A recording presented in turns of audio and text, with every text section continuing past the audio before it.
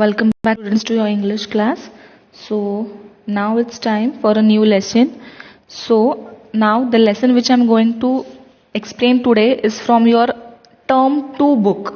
Okay, so open your book of term 2, term 2, and from term 2 see English part, page number 6. The name of the lesson you can see, it's vaccination. So let's begin with the explanation. So now see, answer these questions. Now see, in the picture you can see some of the instruments or some of the things has been shown, and it's asked where do we find these things. So the things which have been shown, कहाँ पे दिखते हैं वो things? We can say it in the hospital. Yeah. Next, in what forms do we usually take medicines. Medicines कौन से form में हम लेते हैं ज्यादा करके? It is like tablets, right? गोलियां हम ज्यादा करके लेते हैं. Okay, complete this proverb. एक प्रोवर्ब है, वो इनकम्प्लीट है, उसे हमको पूरा करना है. Prevention is better than cure. So ये प्रोवर्ब कैसा है? Prevention is better than cure. Okay, so let's begin with explanation. In old times, mankind suffered from disease like black fever, plague, yellow fever and smallpox. They were deadly and contagious. अब contagious मतलब क्या? इसका meaning पीछे दिया है. contagious मतलब जो एक से दूसरे को फैलता है. ओके, एक को हो गया तो दूसरे को होता है, उसको contagious बोलते हैं.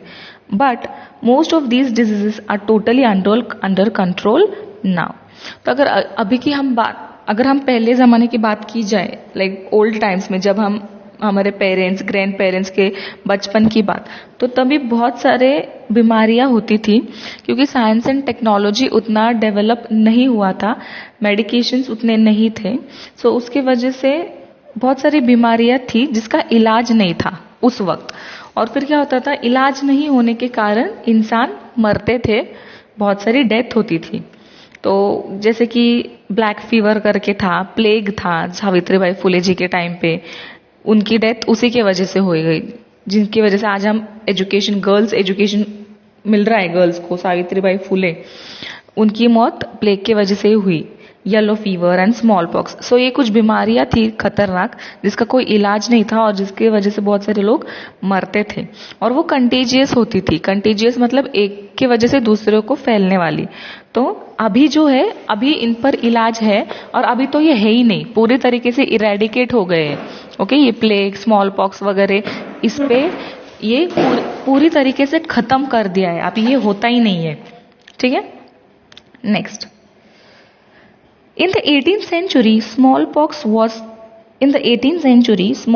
was a killer disease, as widespread as cancer today. The only difference was that the majority of its victims were young children. So आज हम 20th century में है, राइट है. सो ये 18th century की बात है, मतलब 1800 की बात है. उस वक्त स्मॉल पॉक्स करके एक बीमारी आई थी, जो सिर्फ बीमारी नहीं थी, जानलेवा बीमारी थी. वो जान लेती थी, और पूरी तरीके से, जैसे कि आज कैंसर फैला हुआ है, हर दूसरे इंसान को हम देखें तो कैंसर से सफर कर रहा है. तो जैसे कैंसर अभी है, वैसे उस वक्त वो स्मॉल पॉक्स करके एक बीमारी थी. और उसमें सिर्फ एक डिफरेंस था कि स्मॉल पॉक्स ज्यादा कर बच्चों को होता था. ओके, यंग लोगों को भी होता था, पर बच्चे बहुत बीमार गिर के मर जा रहे थे. The speckled monster as the disease was called. तो वो डिजीज को क्या नाम दिया? स्पेकल्ड मॉन्स्टर करके नाम दिया गया.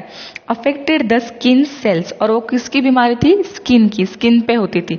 Okay, it started with a rash which soon developed into lesions all over the body.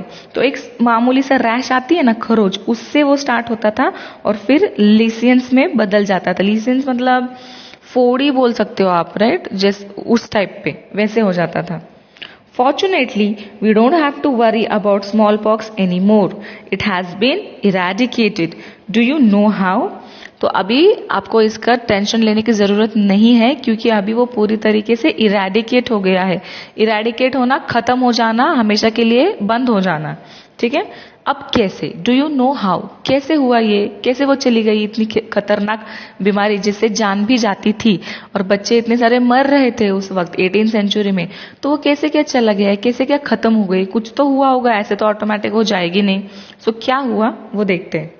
One day a young milkmaid visited a doctor in England. Though nearly everyone in the district was sick then with smallpox, the milkmaid was not affected. When the doctor asked her the reason, the milkmaid playfully remarked that she had already had cowpox, a disease with symptoms similar to those of smallpox. England में एक दूध बेचने वाली थी, okay, और England में वो district में मोस्टली सबको स्मॉल पॉक्स हो गया था और सब लोग स्मॉल पॉक्स से बीमार हो गए थे। तो लेकिन सिर्फ वो जो मिल्कमेड थी उसको वो स्मॉल पॉक्स नहीं हुआ था, और वो डॉक्टर ने उसको रीजन पूछा तो उसने बताया कि ये स्मॉल पॉक्स जो बीमारी अभी फैली हुई है ये होने से पहले ही मुझे काउ पॉक्स करके एक बीमारी हो गई थी। ओके, तो काउ पॉक्स और स्मॉल पॉक्स के सिम्टम्स मतलब लक्षण है जिसको बोलते हैं ना हम, वो बहुत सिमिलर है। तो मुझे ऑलरेडी काउ पॉक्स होके गया है तो शायद इसीलिए नहीं हुआ होगा, ऐसे वो मिल्कमेड ने डॉक्टर को बोला।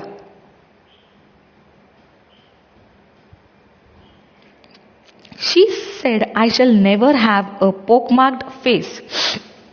This remark of her years was noted as important by a young medical student, Edward Jenner, who was also present there.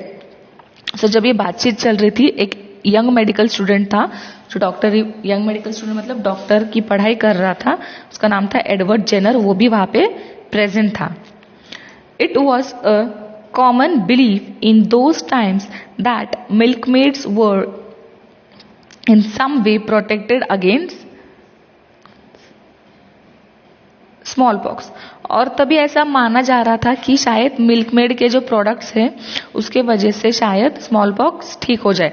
जैसे कि आज अगर एग्जांपल ले तो आज कोरोना है, हम क्या बोलते हैं कि ऐसा बोल रहा जा रहा था ना कि गर्म चीजें खाने से कोरोना नहीं होता है और ठंडी चीजें खाने से कोरोना बढ़ता है। अब ये कितना सच है और कितना नहीं ये वी डोंट नो, बट ऐसा 99% लोग मान रहे थे कि शरीर को गर्म रखने से, गले को गर्म रखने से, गर्म चीजें खाने से, पीने से कोरोना चला जाता है। तो ये ऐसे ही उस वक्त कुछ हुआ था, प्रूव नहीं हुआ था बट बातें चल रही थी।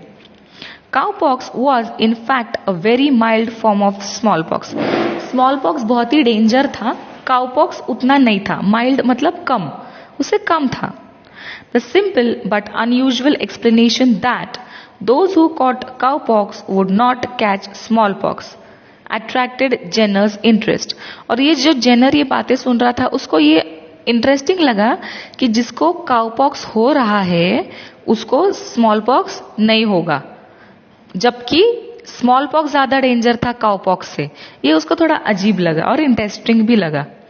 After getting his degree in medicine Jennifer, so getting degree in medicine मतलब डॉक्टर की डिग्री मिलने के बाद, डिग्री इन मेडिसिन मतलब डॉक्टर बनने के बाद। तभी तो वो स्टूडेंट था, जब ये बातें चल रही थी वो सुन रहा था, तभी ही वॉज अ स्टूडेंट, सीख रहा था वो।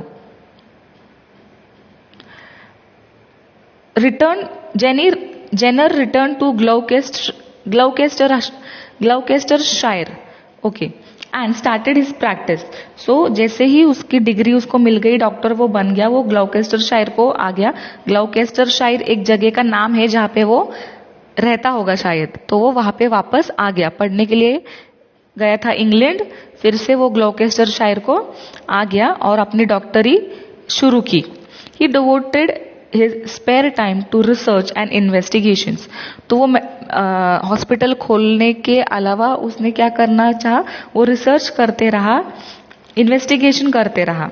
He studied and observed many similar cases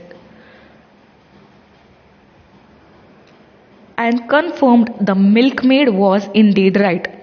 उसने बहुत सारा रिसर्च किया, बहुत सारे केसेस स्टडी किए और वो करने के बाद ये कंफर्म हुआ ये प्रूव मतलब कंफर्म हुआ उसको कि वो मिल्कमेड जो भी बोल रही थी वो सही है। On May 14, 1796 another milkmaid Sarah Nelms said to Jenner came to Jenner with cowpox। और फिर एक दिन 14 मई को, कब की बात है ये, 1796, तो 300 साल पहले की बात है ये। नाउ वी आर इन 2020, सो 300 साल पहले की बात है। तभी फिर और एक मिल्कमेड जिसका नाम सारा नेल्म्स था, वो जेनिफर के पास आए, उसको काउपॉक्स था। He conducted a daring experiment then, तो एक डेयरिंग, एक रिस्क वाली एक्सपेरिमेंट ली। क्या ली? He took some of the viruses of cowpox from the boils of Sarah's hand on a strip of metal. Boil मतलब फोड़ी आती है ना, फुंसी आती है।